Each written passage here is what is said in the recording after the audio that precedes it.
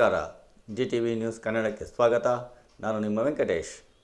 ಮಾಗಡಿಯ ಸರ್ಕಾರಿ ಪ್ರಥಮ ದರ್ಜೆ ಕಾಲೇಜಿನ ಸಭಾಂಗಣದಲ್ಲಿ ನೆಲಮಂಗಲ ನಗರೂರಿನ BGS MCH ಆಸ್ಪತ್ರೆ ವತಿಯಿಂದ ಕಾಲೇಜಿನ ವಿದ್ಯಾರ್ಥಿನಿಯರಿಗೆ ಉಚಿತ ಆರೋಗ್ಯ ತಪಾಸಣಾ ಶಿಬಿರವನ್ನು ನಡೆಸಲಾಯಿತು. ಈ ಸಂದರ್ಭದಲ್ಲಿ ಕಾಲೇಜಿನ ಪ್ರಾಂಶುಪಾಲರಾದ ರಾಜು ಗುಂಡಾಪುರ, ಉಪನ್ಯಾಸಕರುಗಳಾದ ಉಮೇಶ್, ಅನಿಲ್, ಆಸ್ಪತ್ರೆಯ ಶಿಬಿರದ ಮುಖ್ಯಸ್ಥರಾದ ಮಂಜುನಾಥ್, ಮನು, ವೈದ್ಯರುಗಳಾದ doctor Brian, doctor Sahana, doctor Divya, ವಿದ್ಯಾರ್ಥಿನಿಯರು ಹಾಗೂ ಇನ್ನೂ ಅನೇಕರು ಭಾಗವಹಿಸಿದ್ದರು.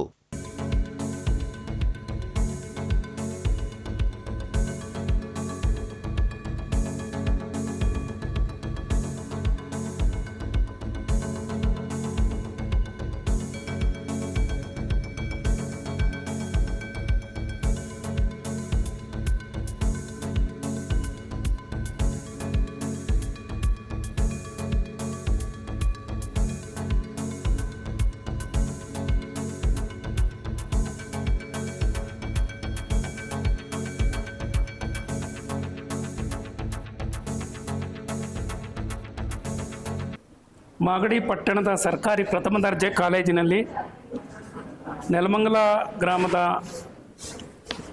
ನಗರೂರು ಇರ್ತಕ್ಕಂಥ BGS ವೈದ್ಯಕೀಯ ಕಾಲೇಜು ಆಸ್ಪತ್ರೆ ವತಿಯಿಂದ ಉಚಿತ ಆರೋಗ್ಯ ಶಿಬಿರವನ್ನು ಏರ್ಪಡಿಸಲಾಗಿದೆ. ಕಾಲೇಜಿನಲ್ಲಿ ಇದೊಂದು ಹೊಸತನ ಬಂದದ್ದು. ಮಕ್ಕಳೆಲ್ಲರ ಆರೋಗ್ಯವೇ ದೇಶದ ಆರೋಗ್ಯ, ಯುವಜನರ ಆರೋಗ್ಯ ಅಂತೇಳಿ ಜಗದ್ಗುರು ಆದಿಚುಂಚನಗಿರಿಯ ಡಾಕ್ಟರ್ ಶ್ರೀ ಬಾಲಗಂಗಾಧರನಾಥ ಮಹಾಸ್ವಾಮೀಜಿಯವರನ್ನು, ಡಾಕ್ಟರ್ ನಿರ್ಮಲಾನಂದ ಮಹಾಸ್ವಾಮೀಜಿಯವರ ನೆನಪುಗಳನ್ನು ಮಾಡ್ಕೊಳ್ತಾ ಈ ಕಾಲೇಜಿನ ಪ್ರಾಂಶುಪಾಲರಾದಂಥ ಸಂಶೋಧಕರಾದಂಥ ಡಾಕ್ಟರ್ ರಾಜು ಗುಂಡಾಪುರ ಅವರು ಮತ್ತು ಅರುಣ್ ಕುಮಾರ್, ರಂಗನಾಥ್, ಉಮೇಶ್, ಅನಿಲ್ ಇತರರೆಲ್ಲ ಇದ್ದಾರೆ ಮತ್ತು ಆಸ್ಪತ್ರೆ ವೈದ್ಯರಿದ್ದಾರೆ. ಅವರೆಲ್ಲರಿಗೂ ಕೂಡ ತುಂಬು ಹೃದಯದಿಂದ ಮಾಗಡಿಗೆ ಸ್ವಾಗತವನ್ನು ಬಯಸುತ್ತೇನೆ. ಸಾಮಾಜಿಕ ಸ್ವಾಸ್ಥ್ಯವನ್ನು ಕಾಪಾಡೋದಕ್ಕೆ ಮುಂದಾಗಿರ್ತಕ್ಕಂಥ BGS ಆಸ್ಪತ್ರೆಯ ಎಲ್ಲ ವೈದ್ಯಾಧಿಕಾರಿಗಳನ್ನು, ಸಿಬ್ಬಂದಿಯನ್ನು ಸ್ಮರಣೆ ಮಾಡ್ಕೊಳ್ತಾ ಪ್ರಾಂಶುಪಾಲರು ಮಾನ್ಯ ಡಾಕ್ಟರ್ ರಾಜು ಗುಂಡಾಪುರ ಅವರು ಶಿಬಿರದ ಬಗ್ಗೆ ಒಂದೆರಡು ಅನಿಸಿಕೆಯನ್ನು ಹಂಚ್ಕೊಳ್ಬೇಕು. ಎಲ್ರಿಗೂ ನಮಸ್ಕಾರ. ಏನು BGS ಆಸ್ಪತ್ರೆ ನಗರೂರು, ನೆಲಮಂಗಲ, ಬೆಂಗಳೂರು ಉತ್ತರ ಜಿಲ್ಲೆ ಅವರು ನಿರ್ಮಲಾನಂದನಾಥ ಸ್ವಾಮೀಜಿಯವರು ಮತ್ತು ಪರಮ ಪೂಜ್ಯರಾದಂತಹ ಬಾಲಗಂಗಾಧರನಾಥ ಸ್ವಾಮೀಜಿಯವರ ಆಶೀರ್ವಾದಗಳೊಂದಿಗೆ ಇವತ್ತು ನಮ್ಮ ಸರ್ಕಾರಿ ಪ್ರಥಮ ದರ್ಜೆ ಕಾಲೇಜು ಮಾಗಡಿಯಲ್ಲಿ ಆರೋಗ್ಯ ಶಿಬಿರವನ್ನು ನಾವು ಏರ್ಪಡಿಸಿದ್ದೇವೆ. ಈ ಆರೋಗ್ಯ ಶಿಬಿರಕ್ಕೆ ನಮ್ಮ ಅರುಣ್ ಕುಮಾರ್ ಅವರು ರೆಡ್ ಕ್ರಾಸ್ ಸಂಸ್ಥೆಯ ಸಂಚಾಲಕರು ಮತ್ತು NSS ಸಂಚಾಲಕರಾದಂತಹ ನಮ್ಮ ಡಾಕ್ಟರ್ ಗಂಗಾಧರಯ್ಯ ಅವರು ಮತ್ತು ನಮ್ಮ ರಂಗನಾಥ್ ಸರ್ ಅವರು, ರೇಂಜರ್ಸ್ ಮತ್ತು ರೋವರ್ಸ್ ಸಂಚಾಲಕರಾದಂಥ ರಂಗನಾಥ್ ಸರ್ ಅವರು, ದೈಹಿಕ ಶಿಕ್ಷಣ ನಿರ್ದೇಶಕರಾದಂಥ ಉಮೇಶ್ವರ್ ಅವರು, ಎಲ್ಲರೂ ಕೂಡ ಎಲ್ಲ ಸಂಚಾಲಕರ ಸಹಯೋಗದೊಂದಿಗೆ ನಮ್ಮ ವಿದ್ಯಾರ್ಥಿಗಳಿಗೆ ಆರೋಗ್ಯ ತಪಾಸಣೆಯನ್ನು ನಾವು ಮಾಡಿಸ್ತಾ ಇದ್ದೀವಿ. ಇವತ್ತಿನ ಆಹಾರ ಮತ್ತು ಇವತ್ತಿನ ವ್ಯವಸ್ಥೆಯಲ್ಲಿ ಮಕ್ಕಳಿಗೆ ಯಾವ ಅನಾರೋಗ್ಯ ಆಗಿದೆ ಅಂತಕ್ಕಂಥದ್ದನ್ನೇ ನಾವು ಕಂಡುಹಿಡಿತಕ್ಕಂಥದ್ದು ಕಷ್ಟ ಆಗಿದೆ. ಆ ಕಾರಣಕ್ಕಾಗಿ ಮತ್ತು ಹುಟ್ಟುವಂಥ ಮಕ್ಕಳಿಗೂ ಕೂಡ ಸಕ್ಕರೆ ಕಾಯಿಲೆ ಬರ್ತಾ ಇರ್ತಕ್ಕಂಥದ್ದು ನಮ್ಮ ಗಮನಕ್ಕೆ ಬಂದಿದೆ. ಆ ಕಾರಣಕ್ಕಾಗಿ ಎಲ್ಲ ಮಕ್ಕಳಿಗೂ ಸಕ್ಕರೆ ಕಾಯಿಲೆಯನ್ನು ಮತ್ತು BP-ಯನ್ನು ಮತ್ತು ನೇತ್ರ ತಪಾಸಣೆಯನ್ನು ಮತ್ತು ಜನರಲ್ ಮೆಡಿಷನ್ ಕೊಡ್ತಕ್ಕಂತಹ ವ್ಯವಸ್ಥೆಯನ್ನು, ಎಲ್ಲ ವ್ಯವಸ್ಥೆಯನ್ನು ಇಲ್ಲಿ ವೈದ್ಯಕೀಯ ಸಿಬ್ಬಂದಿ ನೆರವೇರಿಸ್ತಾ ಇದ್ದಾರೆ. ಎಲ್ಲ ಮಕ್ಕಳು ಕೂಡ ಸಾಲಾಗಿ ನಿಂತು ತಮ್ಮ ಆರೋಗ್ಯವನ್ನು ತಪಾಸಣೆಯನ್ನು ಮಾಡಿಸ್ಕೊಳ್ತಾ ಇದ್ದಾರೆ. ಹಾಗಾಗಿ ಮೊದಲನೇದಾಗಿ ನಮ್ಮ ತಂಡದವರಿಗೆ, ವೈದ್ಯಕೀಯ ತಂಡದವರಿಗೆ, ಇದನ್ನು ಆಯೋಜನೆ ಮಾಡತಕ್ಕಂಥ ಎಲ್ಲ ಸಿಬ್ಬಂದಿಗಳಿಗೂ ಕೂಡ ನಾನು ಧನ್ಯವಾದಗಳನ್ನು ಹೇಳಲಿಕ್ಕೆ ಬಯಸ್ತೀನಿ. ಮತ್ತು ಇದರ ಉಪಯೋಗವನ್ನು ನಮ್ಮ ಎಲ್ಲ ವಿದ್ಯಾರ್ಥಿಗಳು ಪಡ್ಕೊಳ್ಳಿ ಅಂತ ನಾನಾದರೂ ಕೂಡ ಆಶಿಸ್ತೀನಿ. ಧನ್ಯವಾದಗಳು. ತಜ್ಞ ವೈದ್ಯರಾದಂಥ ಡಾಕ್ಟರ್ ಬ್ರೈನ್ ರವರು ಶಿಬಿರದ ಬಗ್ಗೆ ಒಂದೆರಡು ಅನಿಸಿಕೆಯನ್ನು ಹಂಚ್ಕೊಳ್ಬೇಕು. ನಮಸ್ತೆ. ಈ ಆಪರ್ಚುನಿಟಿ ಕೊಟ್ಟಿಗೆ ತುಂಬ ಥ್ಯಾಂಕ್ಸ್. ಇವಾಗ ನಮ್ಮದು ಎಲ್ಲ ನೇಷನ್ದೇ ಡೆವಲಪ್ಮೆಂಟ್ ಇದೆಲ್ಲ ಬಿಲ್ಡಿಂಗ್ ಬ್ಲಾಕ್ಸ್ ನಮ್ಮ ಸ್ಟೂಡೆಂಟ್ಸು. ಸ್ಟೂಡೆಂಟ್ಸಿಂದ ಎಲ್ಲ ಇಮ್ಮಿಡಿಯೇಟಾಗಿ ಸ್ಕ್ರೀನಿಂಗ್ ಮಾಡಿಬಿಟ್ಟು ಎಷ್ಟು ಅವ್ರದ್ದು ಏನಾದ್ರು ಕಾಯಿಲೆ ಇದೆಯಾ, ತೊಂದರೆ ಇದೆಯಾ ಅಂತ ಮಾತಾಡಿಬಿಟ್ಟು ಫ್ರಮ್ ನ್ಯೂಟ್ರಿಷನಿಂದ ಊಟ ಬಗ್ಗೆ, ನಿದ್ದೆ ಬಗ್ಗೆ, ಟೆನ್ಷನ್ನು, ಆಮೇಲೆ ಕಣ್ ಪರೀಕ್ಷೆ ಎಲ್ಲ ಇಂಪಾರ್ಟೆಂಟ್. ಈ ಆಪರ್ಚುನಿಟಿ ಕೊಟ್ಟಿಗೆ ತುಂಬ ಥ್ಯಾಂಕ್ಸ್. ನಾವೇ ಬೆಸ್ಟಾಗಿ ಯೂಸ್ ಮಾಡಿಬಿಟ್ಟು ಹೆಲ್ಪ್ ಎಷ್ಟು ಮಾಡೋಕ್ಕಾಗುತ್ತೆ ಮಾಡ್ತೀವಿ. ಔಟ್ರೀಚ್ ಪ್ರೋಗ್ರಾಮ್ ಥರ ಇಷ್ಟು ಜಾಸ್ತಿ ಮಾಡಿದ್ರೆ ಈ ದೂರ ಇರೋ ಹಾಸ್ಪಿಟಲ್ಸು, ಕಾಲೇಜಸ್ಗೆಲ್ಲ ನಾವು ಬಂದು ಸೇರಿಕೊಂಡು ಥರ ಎವ್ಯಾಲ್ಯೂಯೇಟ್ ಮಾಡಿಬಿಟ್ಟು ಏನಾದರೂ ಸ್ಕ್ರೀನಿಂಗ್ ಮಾಡಬೇಕಂದ್ರೆ ಮಾಡ್ಬೋದು. ಈ ಆಪರ್ಚುನಿಟಿ ಕೊಟ್ಟರೆ ನಮ್ಮ BGS ಹಾಸ್ಪಿಟಲ್, ನಮ್ಮ ಡಿಪಾರ್ಟ್ಮೆಂಟ್ ಜನರಲ್ ಮೆಡಿಸಿನ್ಗೆಲ್ಲ ತುಂಬ ಥ್ಯಾಂಕ್ಸ್. ನಮ್ಮ ಇಂಟರ್ನ್ಸ್ ಎಲ್ಲ ಕಲಿಸ್ಬಿಟ್ಟು ಅವ್ರಿಗೂ ಎಕ್ಸ್ಪೋಷರ್ ಆಗುತ್ತೆ. ಸೊ ಇದೆಲ್ಲ it's a good opportunity to use. ನಮ್ಮ ಸ್ಟೂಡೆಂಟ್ಸ್ಗೂ ಸ್ವಲ್ಪ ಎಕ್ಸ್ಪೋಷರ್ ಆಗ್ಬೋದು, ಏನಾದರೂ ಅವ್ರಿಗೆ ಸ್ವಲ್ಪ ತೊಂದರೆ ಇದ್ದರೆ ಮಾತಾಡಿಸ್ಬೋದು. ಪೇರೆಂಟ್ಸು ಆ ಥರ ಏನಾದರೆ ಡೆಫಿನೆಟ್ ಆಗಿ we will attend to it. Thank you so much. So ಮಾತಾಡಿದಂಥ ಡಾಕ್ಟರ್ ಬ್ರೈನ್ ಸರ್ ಅವರಿಗೆ ಕೃತಜ್ಞತೆಗಳು. ಸೊ ಈ ಶಿಬಿರ ಯಶಸ್ವಿ ಆಗಲಿ, ಮಾಗಡ ಮಕ್ಕಳು ಆರೋಗ್ಯವಾಗಲಿ ಅಂತ ಪ್ರಾರ್ಥಿಸ್ತೀನಿ.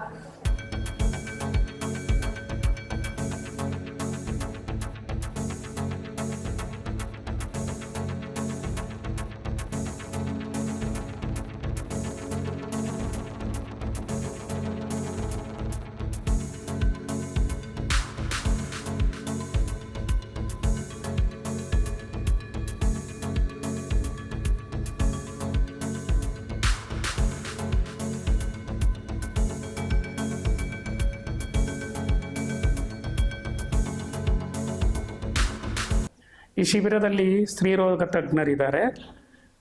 ನಮ್ಮ ತುಮಕೂರು ಜಿಲ್ಲೆಯ ಉಳಿಯಾರಿನ ಡಾಕ್ಟರ್ ಸಹನಾ ಮೇಡಮ್ ರವರಿದ್ದಾರೆ. ಮೇಡಮ್, ಈ ಶಿಬಿರದಲ್ಲಿ ಈಗ ಗ್ರಾಮೀಣ ಭಾಗದಲ್ಲಿ ಹೆಣ್ಮಕ್ಳು ಸ್ವಲ್ಪ ಮುಜುಗರ ಪಟ್ಕೊಳ್ತಾರೆ.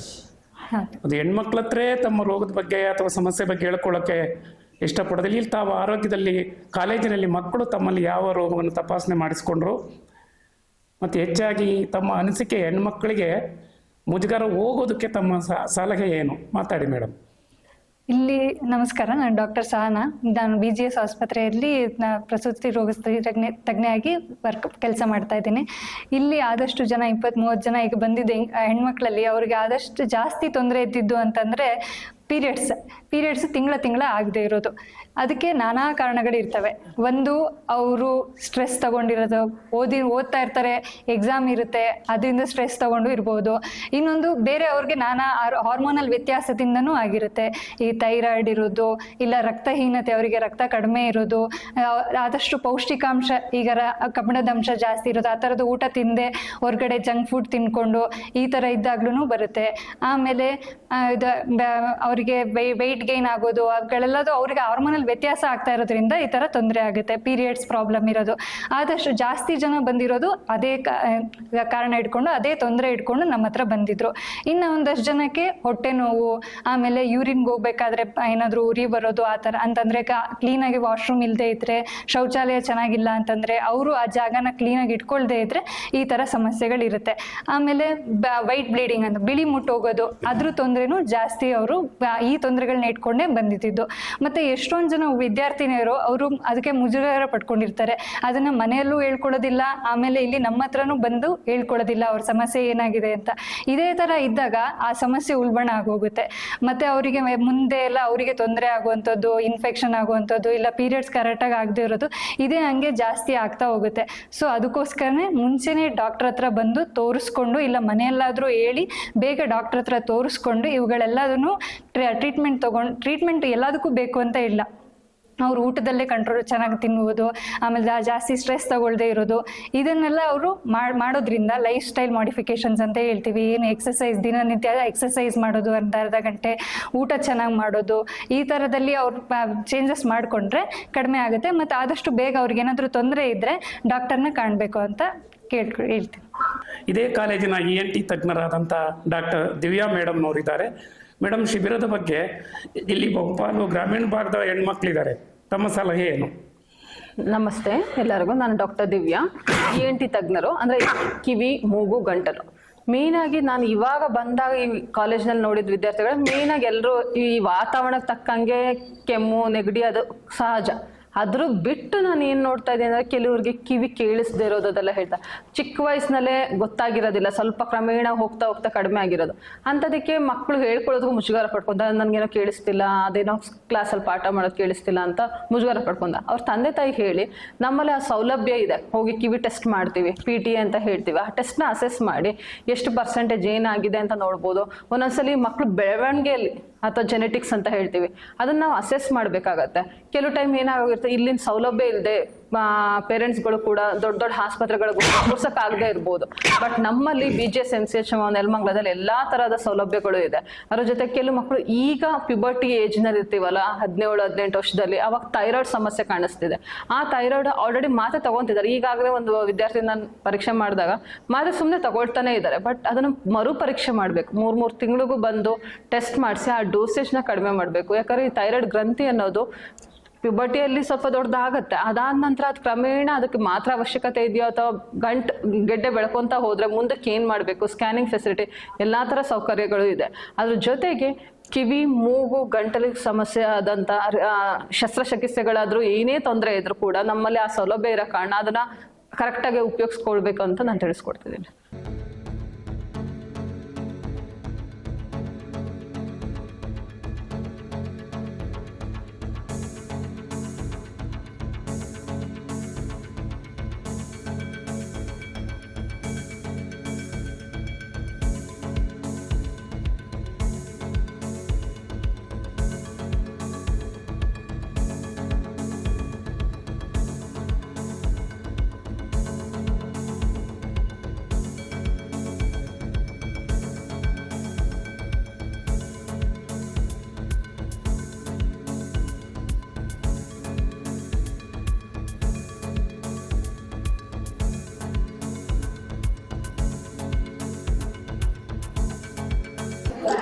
ನಾವು ವಿದ್ಯಾರ್ಥಿನಿ ಚೈತ್ರ ಭಾಗವಹಿಸಿದೆ. ಚೈತ್ರ ಆರೋಗ್ಯ ಶಿಬಿರದ ಬಗ್ಗೆ ತಮ್ಮ ಅನಿಸಿಕೆಯನ್ನು ಹಂಚಿಕೊಳ್ಳಬಹುದು. ಎಲ್ರಿಗೂ ನಮಸ್ಕಾರ. ನನ್ನ ಹೆಸರು ಚೈತ್ರ. ನಾನು ದ್ವಿತೀಯ BCom ವಾಣಿಜ್ಯ ವಿಭಾಗದಲ್ಲಿ ಓದ್ತಾ ಇದ್ದೀನಿ. ಸೊ ಇವತ್ತು ನಮ್ಮ college first grade government college ಮಾಗಡಿಗೆ BGS ವೈದ್ಯಕೀಯ ಆಸ್ಪತ್ರೆ ಮತ್ತು ಕಾಲೇಜ್ ವತಿಯಿಂದ ಉಚಿತ ತಪಾಸಣಾ ಶಿಬಿರವನ್ನು ಏರ್ಪಡಿಸಿದ್ದಾರೆ.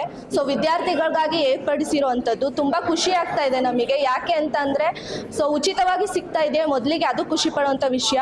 ಸೊ ನಾವು ಬೇರೆ ಕಡೆ ಹೋದ್ರೆ ಅಂತ ಅದಕ್ಕೆ ಆದಂತಹ ಚಾರ್ಜಸ್ ಎಲ್ಲ ಇರುತ್ತೆ. ಸೊ ವಿದ್ಯಾರ್ಥಿಗಳಿಗೆ ಏನು ಉಪಯೋಗ ಅಂತಂದರೆ ನಾವು ಎಲ್ಲನೂ ಕೂಡ ಮುಕ್ತವಾಗಿ ಹೇಳ್ಕೊಳ್ಳೋದಿಲ್ಲ. ಸೊ ಈ ರೀತಿ ಎಲ್ಲರೂ ಬಂದು ನಮಗೆ ಫ್ರೆಂಡ್ಲಿಯಾಗಿ ಮಾತಾಡಿಸಿ ಫ್ರೆಂಡ್ಲಿಯಾಗಿ ಕೇಳಿದಾಗ ನಮಗಿರೋ ಪ್ರಾಬ್ಲಮ್ಸ್ ನಾವು ಮುಕ್ತವಾಗಿ ಹೇಳ್ಕೊಬೋದು.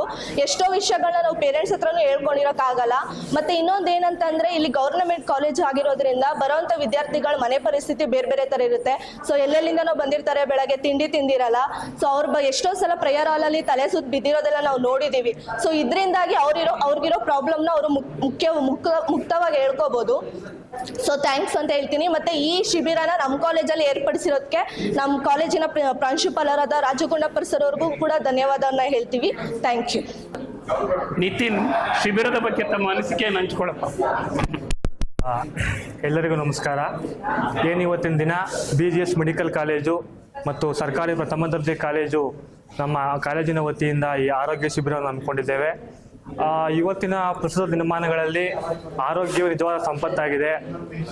ಎಲ್ಲ ಬಾಹ್ಯ ಸಂಪತ್ತುಗಳನ್ನು ಪಡೆಯುವಂಥ ಒಂದು ಭರದಲ್ಲಿ ನಾವು ನಮ್ಮ ಆರೋಗ್ಯವನ್ನು ಕಡೆಗಣಿಸ್ತಾ ಇದ್ದೇವೆ. ಎಸ್ಪೆಷಲಿ ನಮ್ಮ ಮಾಗಡಿ ಅಂತ ಗ್ರಾಮೀಣ ಭಾಗದಲ್ಲಿ ಬಹುಪಾಲು ವಿದ್ಯಾರ್ಥಿಗಳು, ಕಾಲೇಜಿಗೆ ಬರ್ತಕ್ಕಂಥ ವಿದ್ಯಾರ್ಥಿನಿಯರು ಗ್ರಾಮೀಣ ಭಾಗದ ಮಕ್ಕಳಾಗಿರೋದ್ರಿಂದ ಅವ್ರಿಗೆ ಆರೋಗ್ಯದ ಬಗ್ಗೆ ಅಷ್ಟಾಗಿ ಕಾಳಜಿ ಇರೋದಿಲ್ಲ.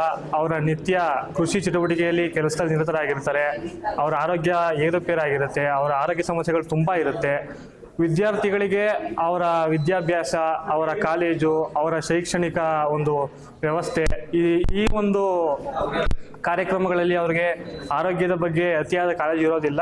ಕಾಲೇಜುಗಳಲ್ಲಿ ಇಂಥ ಆರೋಗ್ಯ ಶಿಬಿರಗಳನ್ನು ಹಮ್ಮಿಕೊಳ್ಳೋದ್ರಿಂದ ಅವ್ರನ್ನ ಆರೋಗ್ಯವನ್ನು ಕಾಲಕ್ಕೆ ತಪಾಸಣೆಯನ್ನು ಮಾಡಿಸಿ ಅವ್ರಿಗೆ ಇರ್ತಕ್ಕಂಥ ಏನಾದರೂ ಮುಂದೆ ಕಾಯಿಲೆಗಳು ಬರುವ ಮುನ್ಸೂಚನೆಗಳಿದ್ರೆ ಅವರನ್ನ ಪತ್ತೆ ಹಚ್ಬೋದು.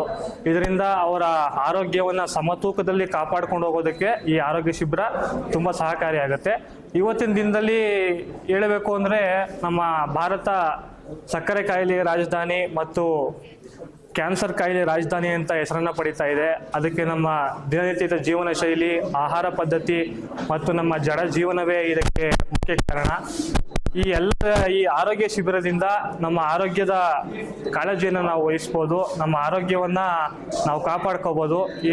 ಇದು BGS ಮೆಡಿಕಲ್ ಕಾಲೇಜ್ ವತಿಯಿಂದ ಆಯೋಜಿಸಿರ್ತಕ್ಕಂಥ ಈ ಆರೋಗ್ಯ ತಪಾಸಣಾ ಶಿಬಿರ ಕಾಲೇಜು ವಿದ್ಯಾರ್ಥಿಗಳಿಗೆ, ಎಸ್ಪೆಷಲಿ ನಮ್ಮ ಗ್ರಾಮೀಣ ಭಾಗದ ವಿದ್ಯಾರ್ಥಿಗಳೇ ತುಂಬ ವರದಾನ ಆಗಿದೆ ಅಂತ ಹೇಳಲಿಕ್ಕೆ ಇಷ್ಟಪಡ್ತೀನಿ.